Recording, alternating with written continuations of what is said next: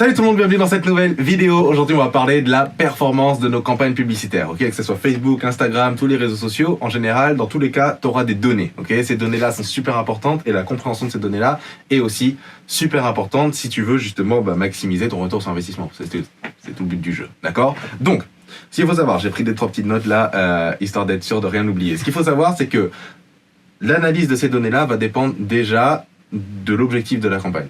Parce que en fonction de si jamais tu veux, je sais pas moi, un lead, donc un email ou un prospect, ou si tu veux un achat, ou si tu veux booker je sais pas moi, un rendez-vous pour un rendez-vous téléphonique, peu importe ce que tu veux booker sur ton, peu importe l'objectif de la campagne, c'est ça que je veux dire. En fonction de ça, les données seront différentes. Mais dans tous les cas, il y a des données clés de base, et donc c'est de celle-là qu'on va parler aujourd'hui. Donc ce qu'il faut savoir, c'est qu'on va prendre la suite logique du truc, ok? Disons que tu balances une campagne maintenant. Il y a un post qui va arriver devant les gens que tu veux cibler, d'accord? Ces gens-là, qu'est-ce qu'ils vont faire? D'abord, ils vont voir le truc. Première suite logique, ils arrivent, ils voient la publication, d'accord? De cette publication, va y avoir forcément de l'engagement. S'il n'y a pas d'engagement, ça veut dire que possiblement le ciblage n'est pas bon, ou l'offre n'est pas bon, ou le produit n'est pas forcément, tu vois, lié, c'est pas forcément ce qui va. Donc ça. Deuxièmement, il va y avoir des clics. Donc là, c'est la suite logique. Ok, il voit le truc, s'il est intéressé, qu'est-ce qu'il fait? Il clique.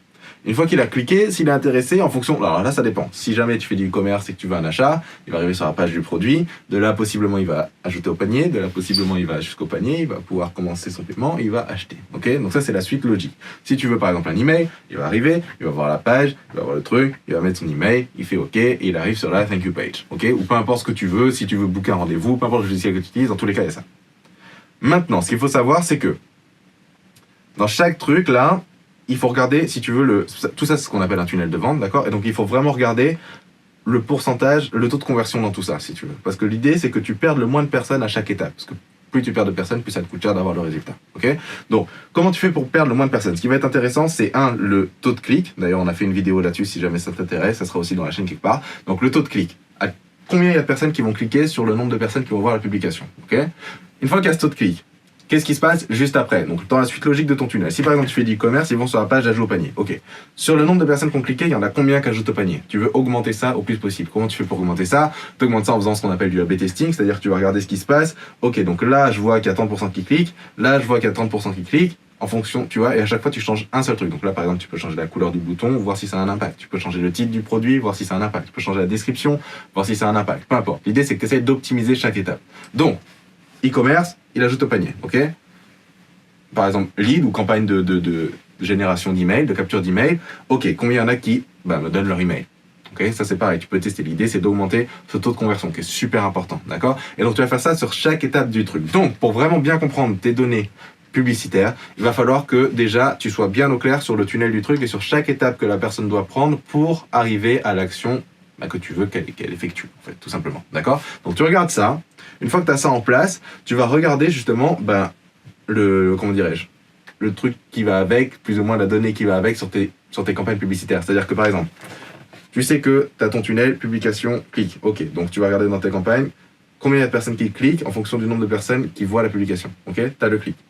Maintenant, ils vont sur la page d'ajout au panier. Super, donc sur tes campagnes, tu vas regarder combien j'ai eu d'ajouts au panier sur le nombre de personnes qui ont cliqué. Ça te fait un taux de conversion aussi là. Tu peux voir, ok, comment je peux faire pour augmenter ça, ou est-ce que je suis satisfait ou pas avec ça. Tu vois, là c'est pareil.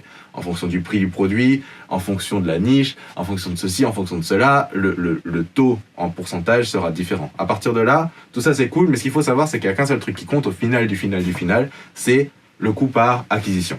Que ça soit un achat, ou que ça soit un lead, ou que ça soit peu importe, ok? Le coût par acquisition, c'est le seul truc qui compte. Parce que tu peux très bien avoir un click-through rate complètement pourri, donc le nombre de clics complètement pourri, un taux d'ajout au panier complètement pourri, ou un taux d'email on s'en fout. Tu peux avoir tout pourri, mais si derrière t'es profitable, au final c'est tout ce qui compte, d'accord? Donc tout ça, si tu veux, ce que je dis souvent, c'est que tous les trucs d'avant, c'est des indicateurs. C'est des trucs, si jamais t'as pas de coût par acquisition, si jamais t'as pas eu d'acquisition encore, t'as pas eu d'achat, ou t'as pas eu de lead, t'as pas eu de ceci, tout ça, ça va être une façon comment dirais-je, de prédire si la campagne sera bonne ou pas, d'accord? Mais vraiment, faut pas te bloquer là-dessus, parce que à partir du moment où tu es profitable, à partir du moment où tu génères un profit, tout ça c'est de l'optimisation, ok? C'est plus vraiment un truc on s'en fout un petit peu. Disons que si jamais là t'es profitable, t'as juste à scaler ton truc, on y va, on est bon. Si jamais tu veux être encore plus profitable, tu peux optimiser, mais faut pas vraiment...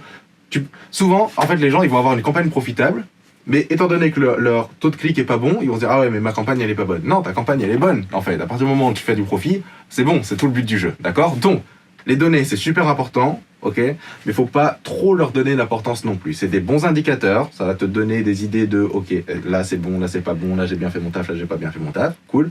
Mais ce qu'il faut vraiment comprendre, c'est que la donnée principale, c'est le coût par acquisition. D'accord? Donc soit le coût par achat si tu fais du e-commerce, soit le coût par lead si jamais tu fais, si jamais peu importe ton objectif c'est du lead, peu importe l'objectif de la campagne, soit le coût par vue si jamais ton objectif c'est juste d'avoir des vues sur ta vidéo, peu importe. L'idée c'est ça. Et est-ce que là t'es profitable? Est-ce que ce truc-là te convient? Si ce truc-là te convient, c'est parfait. Le reste on s'en fout. Si ce truc-là te convient pas, le reste va te donner une indication sur pourquoi ça va pas. Ok? Ça c'était pour les données Facebook. Si jamais ça t'a plu, si jamais tu veux plus de conseils sur tout ce qui est marketing, sur tout ce qui est vente, sur tout ce qui est tout ça, abonne-toi à la chaîne, active les notifications là, comme ça t'as une petite notif à chaque fois qu'il y a une nouvelle vidéo et tu pourras voir toute la valeur de la chaîne. Et on se retrouve dans la prochaine vidéo. Bye bye, ciao. And I can't take it anymore.